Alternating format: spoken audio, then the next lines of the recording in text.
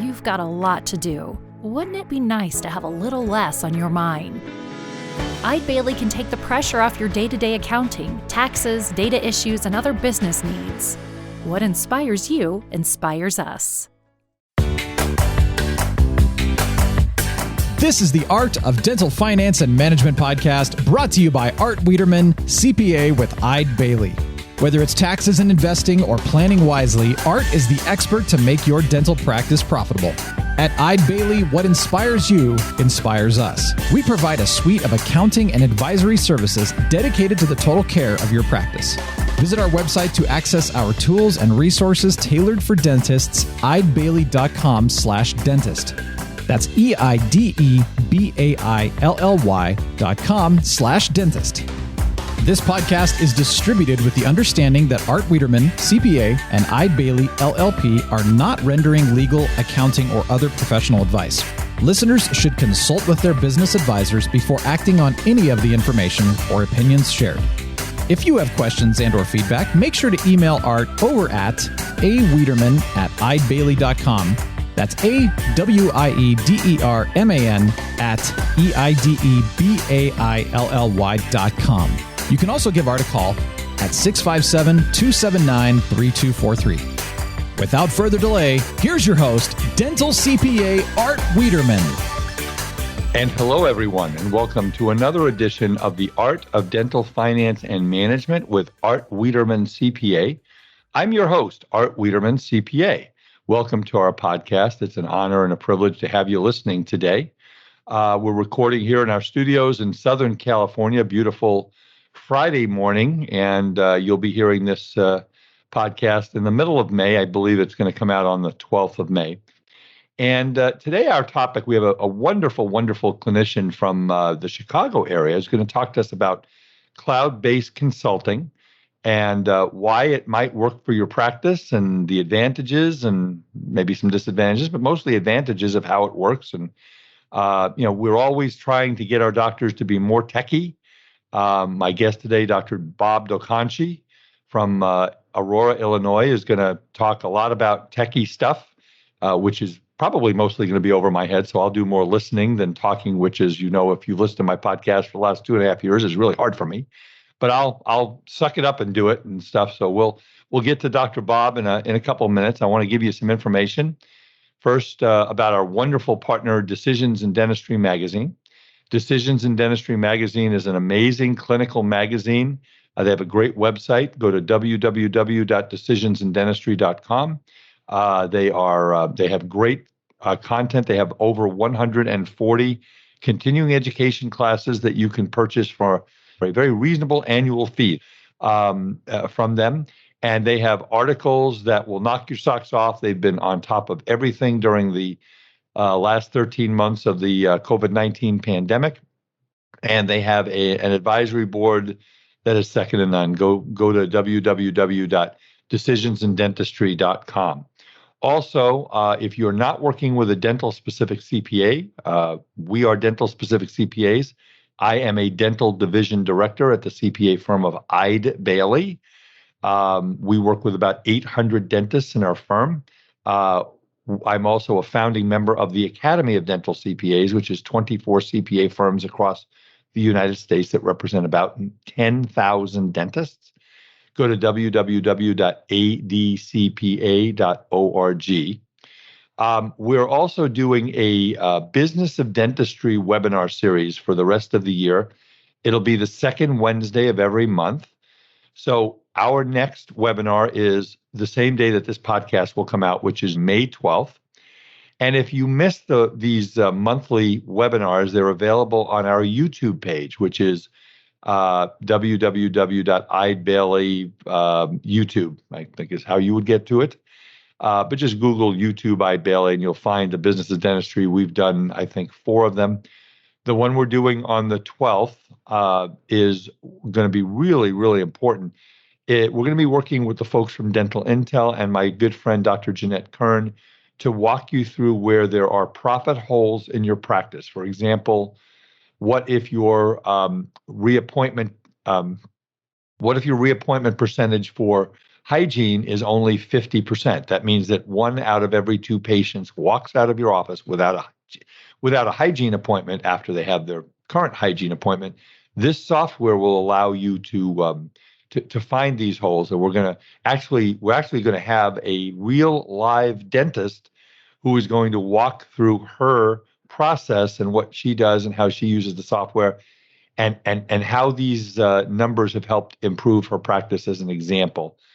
So that's what we're going to do on the 12th. It's the second Wednesday of every single month. So please join us for that. If you want to register, go to www.eidebailey, that's EIDEBAILLY.com/dental series, or just give me a call or email me at Wiederman, AWIEDERMAN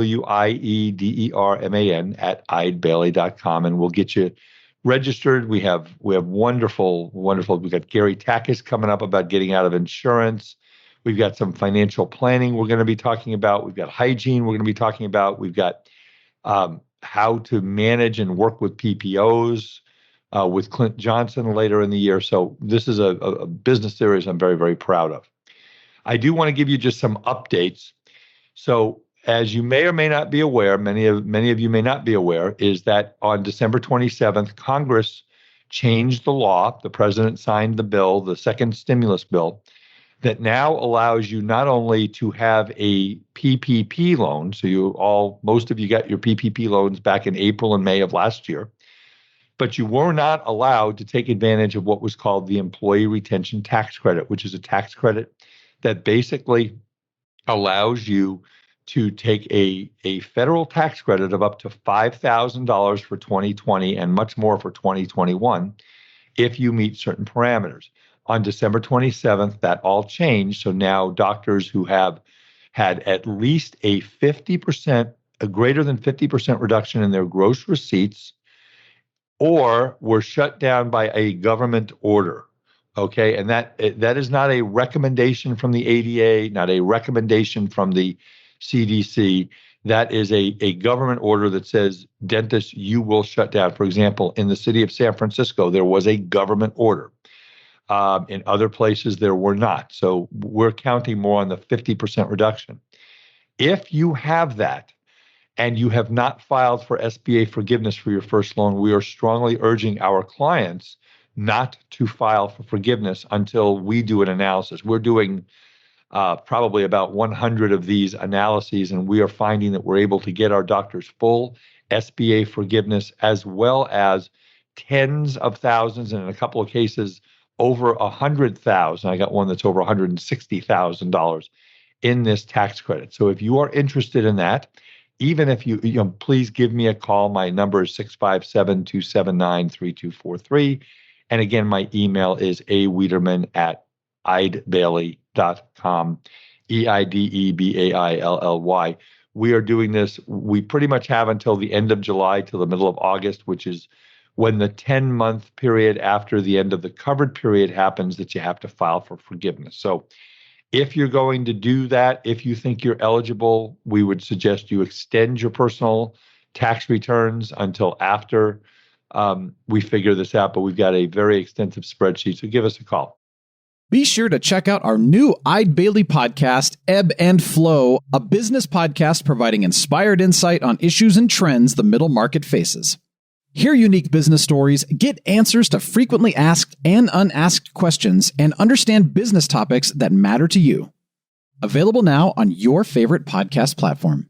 Okay, I do need to let you know today that our program is sponsored by Dentrix Ascend, and we're going to be talking about cloud-based software. And our guest today is Dr. Bob Dokhanchi. I'm going to call him Dr. Bob so that I am respectful to all that. It's easier for me because at this point in my life, easier is better. So Dr. Bob Dokhanchi is the founder of Fox Valley Dental Care. He's an actual real live practicing dentist. He's practices in Aurora, Illinois, outside of Chicago. Dr. Dokhanchi attended San Francisco State University for undergraduate studies and Loyola University Chicago College of Dental Surgery for his graduate work. He got his DDS degree with clinical honors in 1982, practiced in Schaumburg, Illinois, before starting Fox Valley Dental Care in 1993. Dr. Bob Dokhanchi, welcome to the Art of Dental Finance and Management. Thank you for having me. Well, thank you for coming on. So you've been practicing for a long time, so you have lots of experience in this, and I know you told me that you're techie and you have lots of good information, so we'll share that with our audience. But I also understand that you have a large dental Facebook group that you work with. Tell us a little bit about that. Yeah, when the pandemic started, I wasn't even aware of a lot of these Facebook groups, dental Facebook groups. And when the pandemic started, I realized there was a lot of friction in these groups, and I felt there was a need for a dentist-only group. So I started something in the Chicago. I wanted it to be for myself and a few of my friends in the Chicago area, so we can exchange information freely without being under the eye of different people. And it quickly, in the last year, this month was the 1-year anniversary. It has grown to be over 2,600 people. So it's a safe place for dentists to talk. We have discussions on staff management, the pandemic, taxes, everything that you can think about. I've heard of taxes. I know they exist. And our job is to absolutely reduce the federal, I was going to say reduce the federal surplus. We don't have one. Is to increase the federal deficit. That's our job as CPAs. But anyway, so if someone wanted to join your group, how would they do that? The group is called Dentistry in General. It has a black logo that says Dentistry in General, or DIG. If they search it on Facebook, it'll come right up. They have to apply to join, and we ask for some questions to verify that they're a dentist, and then they'll join. It's pretty easy if they're on Facebook. And I will go ahead and put that in the show notes, that when you get your email about the podcast, then you'll be able to see that. And by the way, folks, we'd love you to register for the podcast. You can go onto your podcast app, Apple and Android. And then you'll automatically get our podcast. We're publishing every other week these days because I'm saving the world with the employee retention tax credit and all kinds of other things. So we had something had to give. So we're now publishing every other week, but it's still going to be the same podcast. So feel free to do that. So, Doctor, I gave a little bit of background. Tell us a little more about yourself, a little bit about your history, your practice, maybe. So sure. I actually went to school in California and in the late 80s. I think you said 82, but I graduated in 92. It did say 92. So I'm looking, it says 92. So my big joke I did one time is when I was lecturing at the CDA, I said, "Oh, gee, I'm not good with numbers." And someone said, "Well, you're a CPA." So I do apologize. He did graduate in 1992. My apologies. Right. The joke in my family is that I basically grew up in the time of technology boom in the Bay Area, and when I became a dentist. So I could have retired a long time ago. Right. But back in the day, I was too busy trying to study sciences and then trying to apply to dental school, and I wasn't really preoccupied with technology. And in 1990, when I moved to 1988, I moved to Chicago, and then in 1990, my girlfriend, back then wife now, had to show me how to turn on a computer, and that was a very embarrassing thing.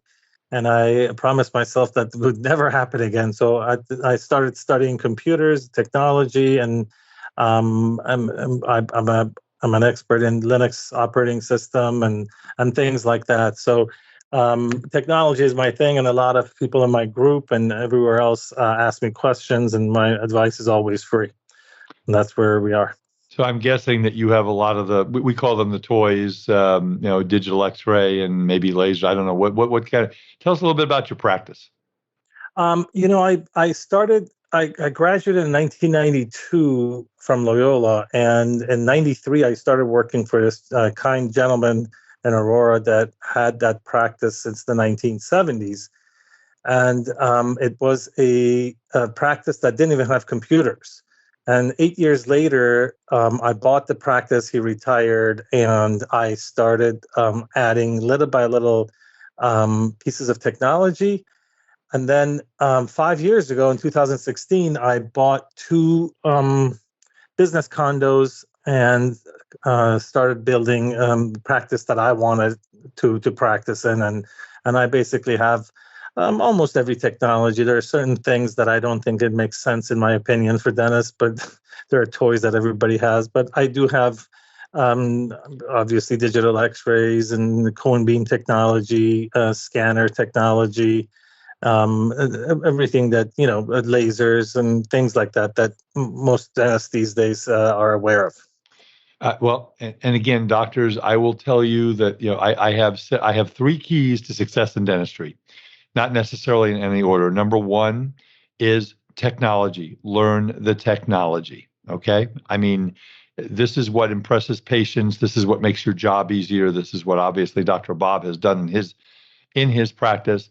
Number two is continuing education. Always be learning. Pick your mentor, Coy, Spear, Pankey, LVI, whatever it is, go become the best dentist you can. And the third one that I think is the biggest key is learn how to communicate with your patients. When you go to if we ever have live dental conventions again and you go for CE, don't go and learn how to cut a crown. Go and learn how to talk and communicate with your patients. Those, I think, are the key. So the technology part, which is part of what we're going to be talking about today, I think is key. So we're talking about cloud-based software. Okay, so I know that you can have software that's based on your server. It goes on your server. It's in your office. It's not on a cloud.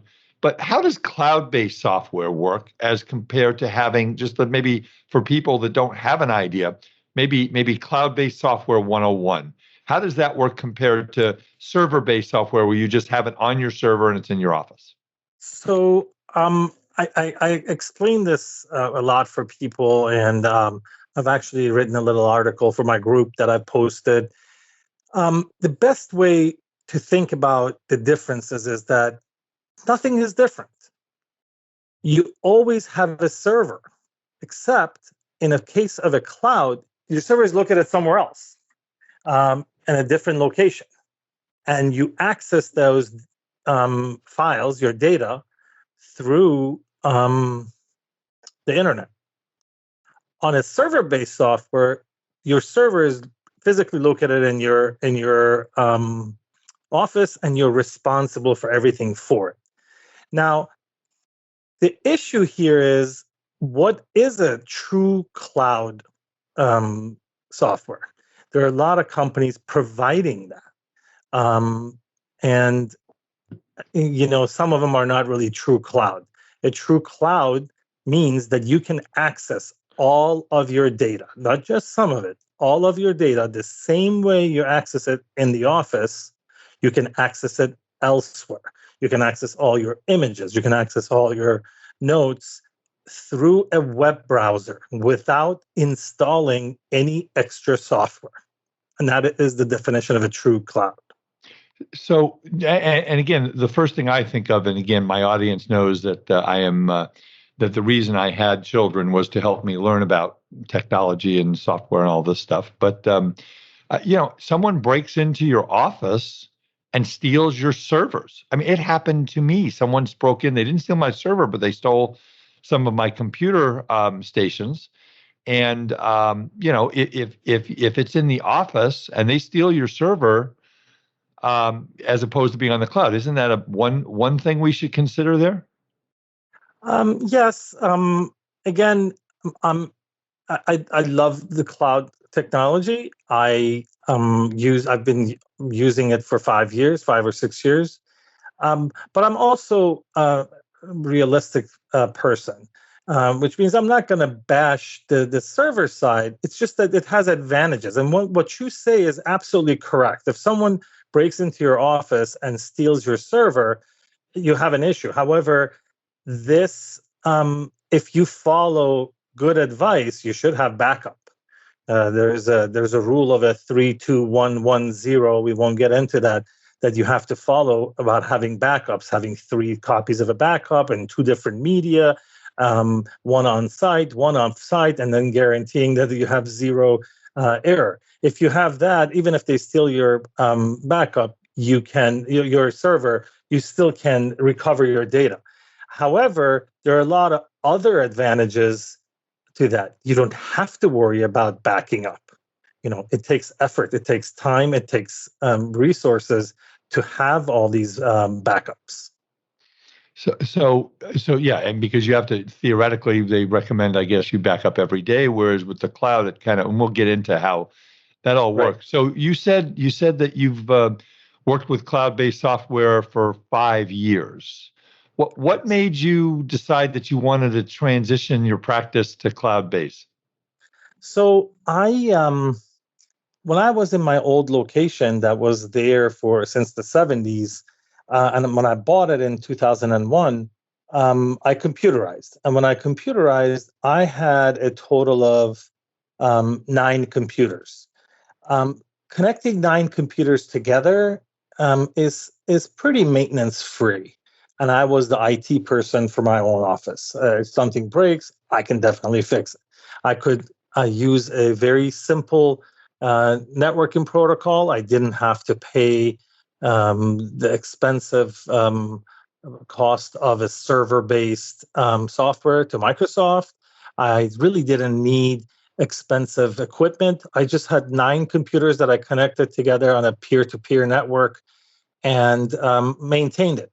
When I built my new office, we went from 9 computers to close to maybe 20, 21 computers. And there, you really need a dedicated server, and you actually need constant monitoring, in my opinion. I know a lot of dentists don't do this, but you really need an IT service that monitors the traffic, monitors your backups, monitors if someone is trying to get in, monitors if an employee is doing something they're not supposed to. So I really didn't want to pay for that. I really didn't want to pay for server software. I didn't want to pay the monthly fee to IT people.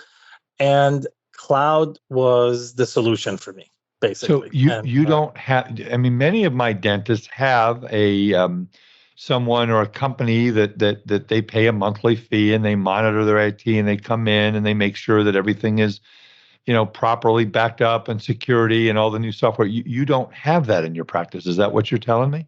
Now, let me preface that by this statement. I always thought if you can do a root canal, you can do computer networking and computer security.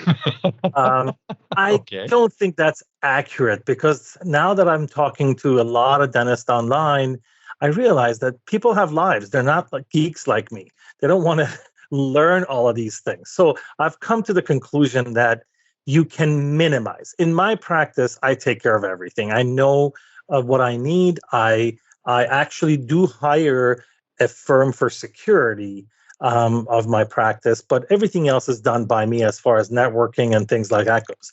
So if you can do it yourself, great. If you can't, by going cloud, you minimize your costs and you minimize the amount of IT that you need, because the server and the data is being taken care of by the cloud software provider. Oh, that's good to know. So I know, obviously, security is huge, HIPAA and privacy of patient data and information. So, again, you've worked with the non-cloud. Now you're working with cloud for the last 5 years. So how does that work, and some of the benefits of, how does cloud-based software improve of your data? 5 years ago, in the world of technology, 5 years is a long time. In the past 5 years, things have changed. The ransomware has taken over. About 5-6 years ago, many big companies did not have proper security. So the bad guys attacked the big companies for bigger prizes. Now they have spent millions and millions of dollars in securing their systems. So the bad guys go the path of less resistance. Dental offices that still think, oh, why would they attack me, or an accounting firm that doesn't have proper, small businesses basically are under attack. I was contacted yesterday by someone who needed help, that they took their data and they were asking for $50,000. This was literally yesterday that this happened. Accounting firms get hacked. In our profession, one of the biggest software providers who provide a tax program got hacked around the 10th of April last year, because what the bad guys are looking for is they're looking for names and social security numbers, because then they can they can file false tax returns with social security numbers. They go in on January 2nd and file a tax return under your social security number. You're not going to know it till you go to file.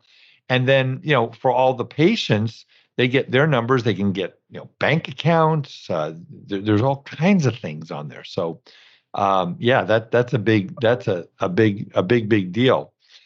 So you feel that much more secure in your data with the cloud-based software? Yes, absolutely. I definitely feel more comfortable somebody else with deeper pockets taking care of my data. And by the way, we do have, and in fact, one of the webinar series, Dr. Bob, that we did this last month was on cybersecurity. We have a cybersecurity group at Eide Bailly. So doctors, if you have a practice and you're concerned about that, we can come in and consult with you about that. Again, especially if you have multiple locations, we can consult about that. And again, you said $50,000. We hear that all the time. The bad guys are really smart. That's for sure. Yes. So we're talking about, you saving some money in cost. How does this work compared to, you had an IT guy, now maybe you don't have as much. How does the cost factor work into all this?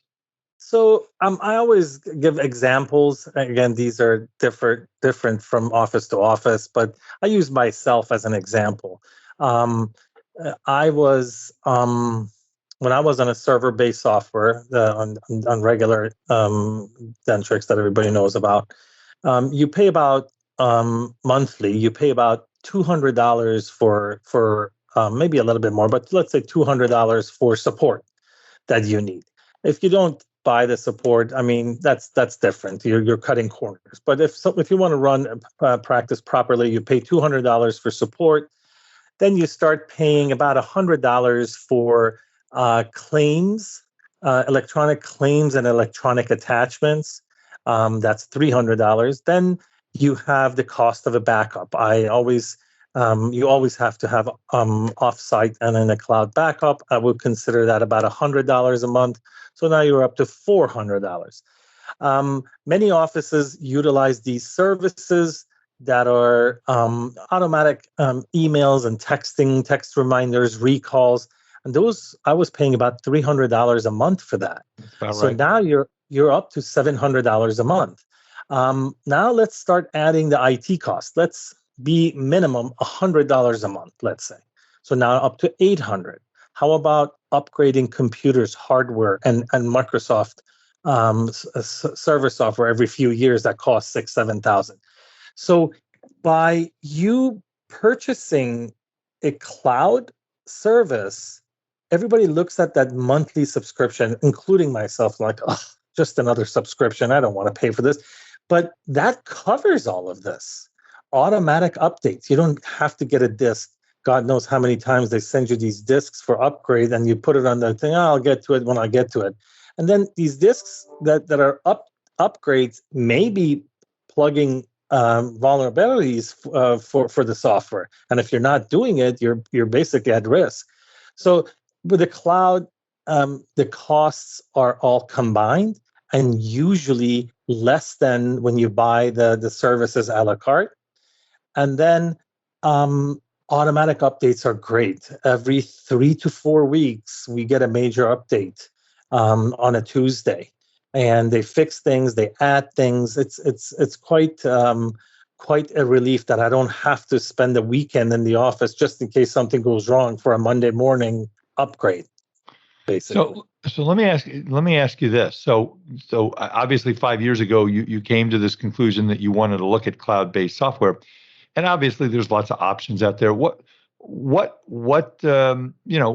you looking for in a system, and how are they maybe different a little bit? I mean, you picked the Dentrix Ascend one, and you've told me that it's really helped your practice. So what are different features of these systems that people should be looking at when they make a decision? The number one thing for me, as someone who's been in technology for a long time, I know how programming works, and I know how software works, how security works. The number one thing for me is track record. Have you been doing this for a while? Don't tell me that you just developed the cloud software and we're going to give it to you for half price. Let's get on it. I don't want to be the beta tester. Actually, I am a beta tester for a lot of companies, but that's what I enjoy. As a regular dentist that you're running your office, you don't want to be a beta tester because things can go wrong. And if things go wrong, you're going to be frustrated with the cloud service. So for me, when I first started looking, I looked at the major players in this field. The second thing I started looking was that there are some companies that actually advertise for a cloud software, but they're not truly cloud. You have to install something on your phone or on your computers. They basically create, with the help of an IT person, they create a cloud storage for you that you can try to access it. That's not what we're looking for. We're looking for something that you can open up Chrome web browser and access all of your data. That's basically what it is. I didn't know that. So during the pandemic, and again, you've had both types. Did the cloud help you? I mean, was it something? Because again, you guys had to jump into action. How long did you shut down? Pretty much during the pandemic. We shut down. I think it was March 12th. Yeah, that's about right. And then May 11th, we were told that we could open.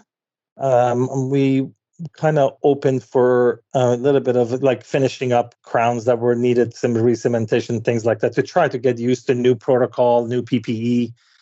So we started going full force June 1st. We took the rest of the May to catch up and go over protocol that what we need to do to keep everybody safe. And then June 1st, we did that. Now, during those 2 months, I have to tell you, I'm not the type that really looks for accessing data at home. I leave the office. I'd like to spend the time with my dog. I'm not really into working at home. But it was a godsend because as patients called, I could literally be in my house and have all the x-rays. I had everything in front of me. Very easy. Obviously, you can do that with server-based as well. You can have VPNs. You can have go-to-PC type of software. But this just makes it a lot easier. I actually was somewhere else during the pandemic that I wasn't home, and I literally was able to see everything on my phone that I could log in. Did you? So you can find out pretty much anything you need on your phone with this software as you could sitting in front of your computer, right? Yes. On the mobile devices, looking at the images is a little bit tricky. There's limitations, Yes. But no, I mean you literally you can still see what you need to, but everything else are at your fingertips, basically. So take a second before we move on to some more topics, Dr. Bob, so if anybody is thinking about making a move from the desktop server-based software to the cloud, which is kind of where a lot of this is going. Doctor, can we give out, and I'll put this also in the show notes, can we give out your email address so if someone wants to contact you with a question, they can? Absolutely. I have an email for my Facebook group. It's Bob D, which is BOB, D as in David, E as in Edward, E as in Edward. So instead of Bob Dokhanchi, I go by Bob D. Everybody knows me by Bob D, but the D is not just the D, it's DEE, Edward Edward. Okay. At dentistryingeneral.com. Okay, sounds good. So if you have any questions about any of this, Dr. Bob is is an expert and can answer your questions. And obviously, he's got this Facebook group with 2,600 members, and it's all about share. That's the one thing that's so wonderful in 36 years of dentistry, Dr. Bob, about how incredibly, cooperative, congenial, and sharing dentists are with each other. I mean, even some in the same town, they because we're all in this together to try and get through, especially during this pandemic.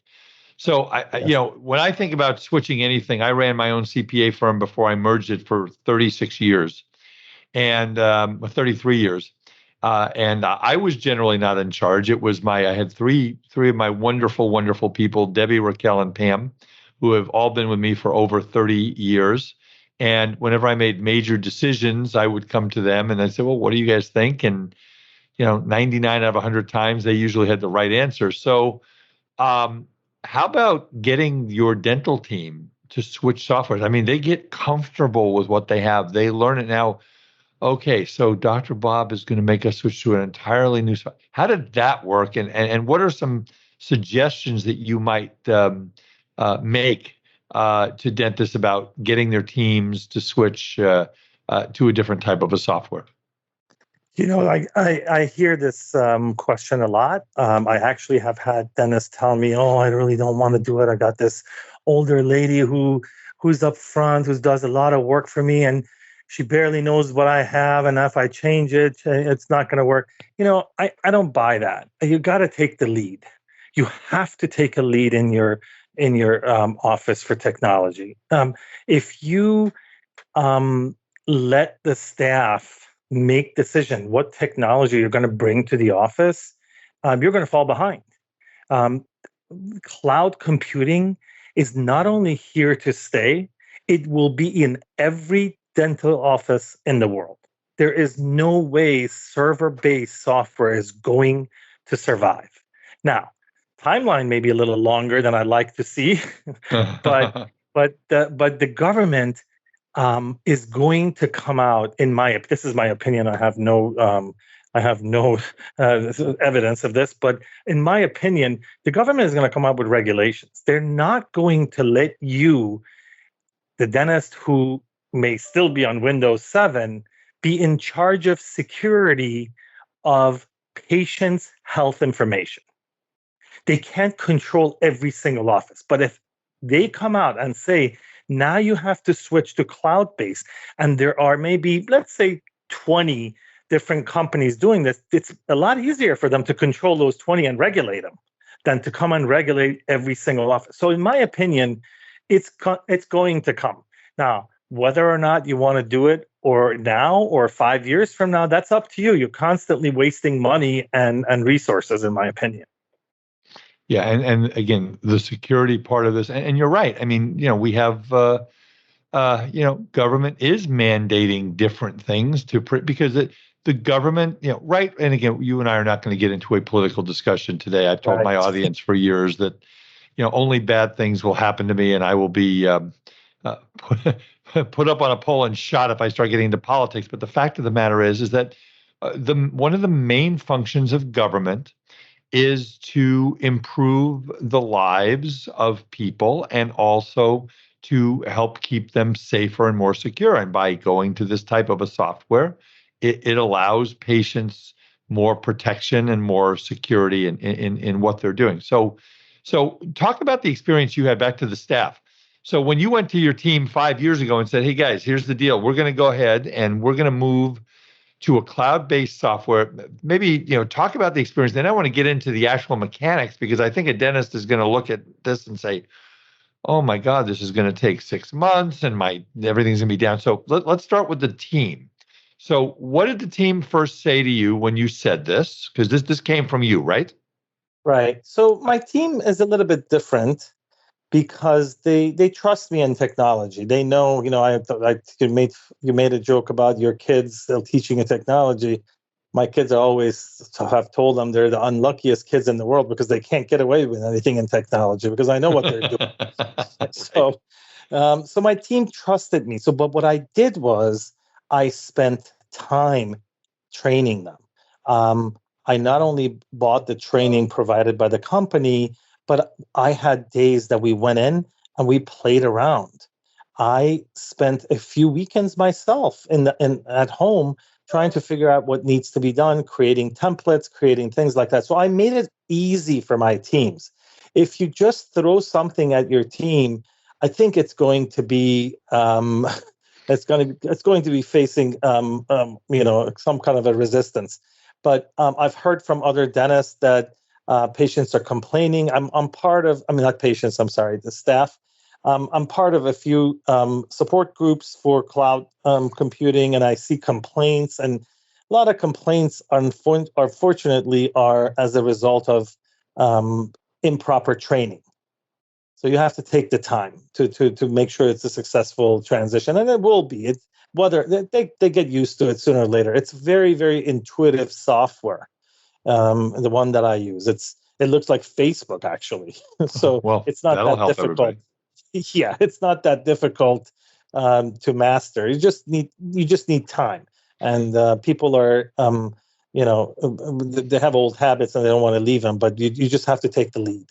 So did your group at Dentrix, what kind of training did they offer when you got their software? So they have these like we got together and there was a video training. They showed everything. We took notes, and now they have these seminars, webinars that they run, and then the recorded webinar is available if somebody wants to see it. The help files are very important. And I love their support. You have a question, you call them, and the guys are knowledgeable. They help you, and you go from there. The support is here in the U.S. You're not really talking to anyone outside. So that's just been, a good support for us.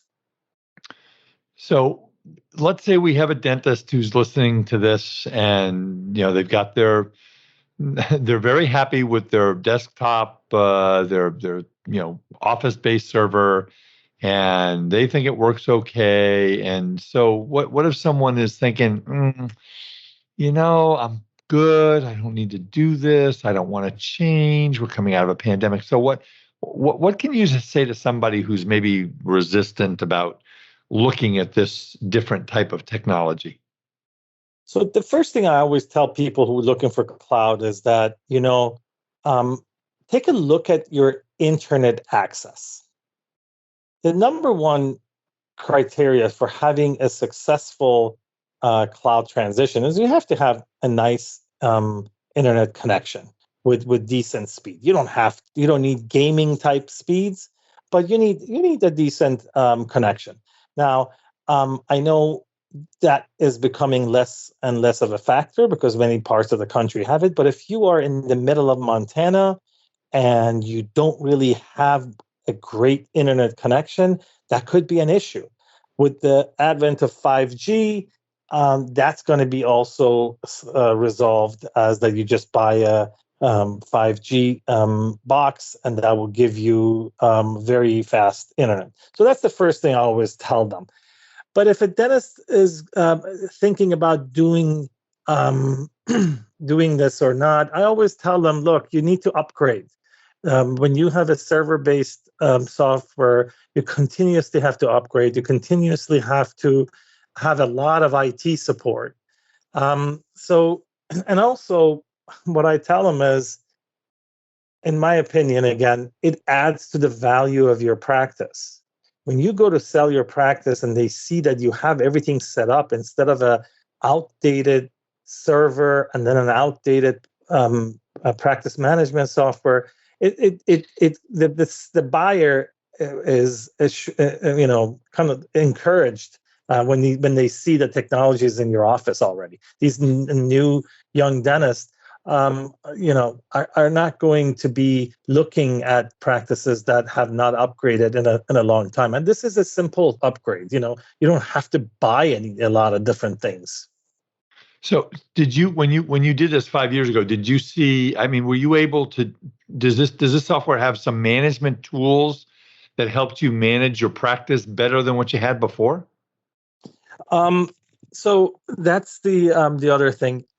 It has a really cool wow factor from the patients. I like that because we put it on a 40-inch screen in front of the patient on the wall when they're sitting in the chair. As far as tools goes, if you're on server-based software with a few big ones that are out there, I don't know, Dentrix, EagleSoft, Open Dental. These are the big ones. All have great tools. On a cloud system, I always tell people is that look, they are not server-based. They don't have everything that the server-based software has. They have 95% of what you need. But if you're using some obscure report that, let's say, Dentrix was creating, and now you're looking for it in the cloud and you can't see it, you're going to be upset. However, you can always ask for those reports. They're very helpful in providing new functions. But yes, it has 95% of things that people need for to operate their office. And I'm guessing that your team probably, because you know what I found is when the doctor is a leader, like you are obviously a very good leader in your practice, when the doctor is a leader and they come in and say, listen, we're going to go ahead and make this switch. And doctors, I want to give you just, and if I say this over and over again, it's important. You are the leader of your practice. That does not mean that you can't ask for input from your employees. But Dr. Bob 5 years ago said, hey, guys, here's the deal. We are switching to a cloud-based software. Okay, that decision has been made. What I need from you guys is I need you to start looking at what we're doing, looking at this new software. Let's see if you guys can get into the weeds here and find some really cool things that we're not doing with our patients and not doing in our practice, and now that we can do. And what it also does, doctors, is it allows you to find out which one of your team members are really progressive, really have your best interests at heart, really are good team players, as opposed to those team members who go, well, I'm not going to do this. I'm just not going to do it. And I've had that. I've had doctors who've called me up and said, I've put in a new system, I put in a new software, whether it's a cloud-based software, whether it's digital scanning, whether it's lasers, whatever it is. And the assistant says, well, I don't believe in lasers, so I'm not real happy about this. Then you find out what kind of a team you have. Isn't that true, doctor? I mean, when you implemented this, did you have any team members that were like, I don't want to do this? I did not have that experience. Well, good. That's great. I don't allow it. Okay. Okay. Well, now we know how this works. Okay. my team members, again, as I said, when it comes to technology, they may roll their eyes, but they know that I don't bring anything in that doesn't help them. They love this now. I mean, they just, their lives are a lot easier. That needs to be stressed to the staff. Yes, it's a learning curve, but it's not a huge learning curve. You don't have to struggle. There is a lot of support. And once you learn it, your life is a lot easier. Everything is right there for you, basically. So let's kind of put a bow on this. So if it's something that you're interested in, when colleagues go out, like any other product, you want to look at your options. But what should your colleagues, if someone's listening to this podcast or they're on your Facebook group and you talk about that, what should they be looking for in someone that provides this type of software, the cloud software? So, again, these are my opinion. I hope I don't offend any other software company, but I always say this to people is that writing a cloud software is not that difficult for developers. What the difficult part of a cloud service is how they manage images. Now, if you are an accounting firm and you want to have a cloud software, you have plenty of options because any programmer can write something in their basement and put it on the cloud and it will work probably. But in dentistry, we have lots and lots of images, and these images need to be able to be handled properly. There are only a couple of companies that do this properly. And I chose Dentrix Ascend for a few reasons. Number one, to be honest, I wanted my data to be handled by a Fortune 500 company. So if something goes wrong, I know Henry Schein has the money to fix things. Yep. And they do stand behind their. I've worked with the Schein folks for 36 years, and Yeah, I know a lot of their reps and their high management. They stand behind their products. That's for sure. Right. In other words, I know people feel positive or negative about the company. I'm not really going to get into that. I'm not going to defend them. I'm not going to bash them. All I care about is that they got a lot of money. They're a Fortune 500. Their software works. Yeah. If an earthquake hits and one of their data centers is going to be affected, I know that they have two other data centers that are going to jump in and make sure your basically can work. So that was one of the main reasons. And then they have a superstar guy leading their imaging the division, which I know and I talk to on a regular basis. And it's just such a great pleasure to talk to people who are in the technology and are developing things for the imaging side of Ascend. So to me, when you're looking for a cloud, always look at the imaging part. I had a friend of mine that I told him, and they went with a competitor. We won't name any names, but switched in. Yep, they switched in 3 weeks because their imaging wasn't up to par, and they couldn't. He's an endodontist, and he couldn't see what he wanted to see as far as the quality of the images. If you're an endodontist and you can't see the roots, you're in trouble, right? Yeah, and I'm not a dentist. Right, you can see it, but they look for the anatomy of that root, and if it's grainy or if it's not as good as when they were taking it with the regular sensor, then they're not going to be happy. So, any final comments just about this whole subject? And Doctor, I'll ask you to stay with us as I take us out. I got a couple more things I want to share with the audience before we're done. But anything else that the doctors should be thinking about if they're thinking about this decision? Yes. So when people come to me and say, "Hey, should I do it? Should I not do it?" I always direct them to the little article that I wrote why you should do it. But if you just spent $20,000 on a server and doing this, I would wait until the next time you need to upgrade. That's my advice. Again, I know this is not what the cloud people want to hear, but it's very expensive to upgrade your server, and you already got things set up. But if you are thinking about upgrading, if your computers are old, if you're on Windows 7 still, it may be time for you to think about cloud now. Do not wait, please. The bad guys are coming for dentists. Actually, they're not coming; they're here. For dentists, they're concentrating on dental offices because they know. This whole saying that, they don't need my data. They don't need your data. They know you do. So when they lock it up, patients are going to be upset. You have to close the office down for 2 weeks. You have to let everybody know. You have to let the government know. So preventative measures, guys, preventative measures. That's back to the cybersecurity. Again, I would encourage you, doctors, to go onto our YouTube page, Eide Bailly, EIDEBAILLY YouTube page. Go to our Business of Dentistry webinar series, and the one that we published in April was an hour on fraud and embezzlement protection in the dental office, and the other was on cybersecurity, which is a lot about what we're talking about. Dr. Bob Dokhanchi, thank you so much for the great expertise and insight. One more time, if folks want to email you, and then maybe again, if they're interested in joining your Facebook group, how do they do that? My Facebook group, it's called Dentistry in General.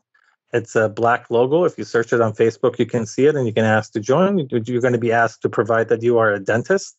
It's the easiest way to contact me. You can message me right there, and I'm right with you. I answer probably 50 to 100 messages a day. My email is bobd@dentistryingeneral.com. And it spells BOB, D as in David, E as in Edward, E as in Edward, at dentistryingeneral.com. Fantastic. Great information, Doctor. Hang on until we're done. But thank you so much for your great information and for taking great care of your patients and being a progressive dentist, which is what we want everybody to be. I mean, again, progressive dentists do better. They have more enjoyment of their practice, their patients. You always want to go to a company, whether it's a dental practice or an automobile dealership. I don't mean to compare dental practice to an automobile dealership, but I mean to Microsoft, Amazon. You look at them and they're all at the cutting edge, and the patients and the customers say, wow, these guys have their act together. And that's what you want your patients walking out of your office saying. So again, just a couple of things before I get to our, just taking us out of here. I didn't mention at the beginning. So as you have been hearing on TV, the president and the president and his administration are starting to have conversations about tax reform. And they're talking about, so I was listening to an interview this morning that Craig Melvin from the Today Show had with President Biden. And, we're talking $6 trillion of stimulus and infrastructure and all kinds of stuff. And again, not getting into, good or bad, just that's what is being proposed. And they have to pay for it some way, folks. And what they're going to do is they're going to raise taxes on wealthy individuals. One of the things they're talking about, and again, nothing is for sure, is potentially for people who earn over $1 million a year to have to pay a capital gains tax rate instead of at 15 or in most cases 20%. It would go to 39.6% plus the 3.8% Medicare rate. So over 43% plus add your state rate and you're over 50%. So what I'm going to tell you is that as soon as we have some legislation, I'm going to bring my buddy Mel Schwartz back on, who's our congressional liaison to in Washington, D.C., and we're going to talk about what they're doing. So if you have a large capital gain event happening or going to happen, that could be selling your practice, that could be selling a big piece of real estate, that could be selling stock, business that's not a dental practice. It's something that you need to be watching and looking and monitoring and seeing how that's going to affect you. Again, want to remind you to take a look at our partner Decisions in Dentistry magazine, great clinical content, 140 CE courses that'll knock your socks off at one reasonable price. Go to www.decisionsindentistry.com. If you want a complimentary consultation with someone from the Academy of Dental CPAs, please feel free to log on there. On the front page, you can put your name in and we'll get back to you. One of our members, 24 CPA firms across the United States that represent over 10,000 dentists. Go to www.adcpa.org. We are the Eide Bailey, again, represents over 800 dentists. Our business is in the Western United States. I am located in Southern California. Our office is in Tustin, although my office has been in my home for the last 13 months. And so as many people, not dentists, it's kind of hard to be a dentist and practice from home, but I have.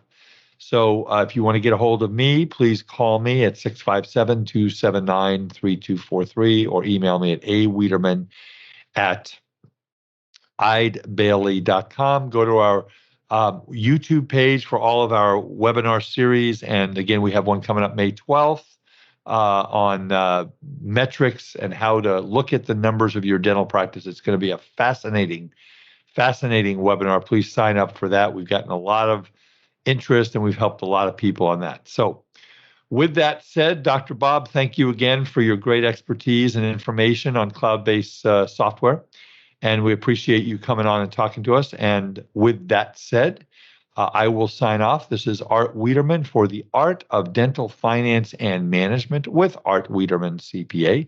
We will see you next time. Thank you for listening. Please tell all your friends about our podcast. And we're growing exponentially. And I am so honored that so many people listen and I get emails from all over the country. So thank you so much. And we'll see you next time. Bye-bye. Thank you for listening to today's episode of the Art of Dental Finance and Management podcast. Be sure to subscribe wherever you listen to podcasts so you never miss an episode. The Art of Dental Finance and Management podcast is produced by Eide Bailly in partnership with Art Wiederman, CPA, Decisions in Dentistry Magazine, and the Academy of Dental CPAs. For audience questions and feedback, email Art Wiederman, awiederman@eidebailly.com. That's AWIEDERMAN at EIDEBAILLY.com. Or you may call Art at 657-279-3243.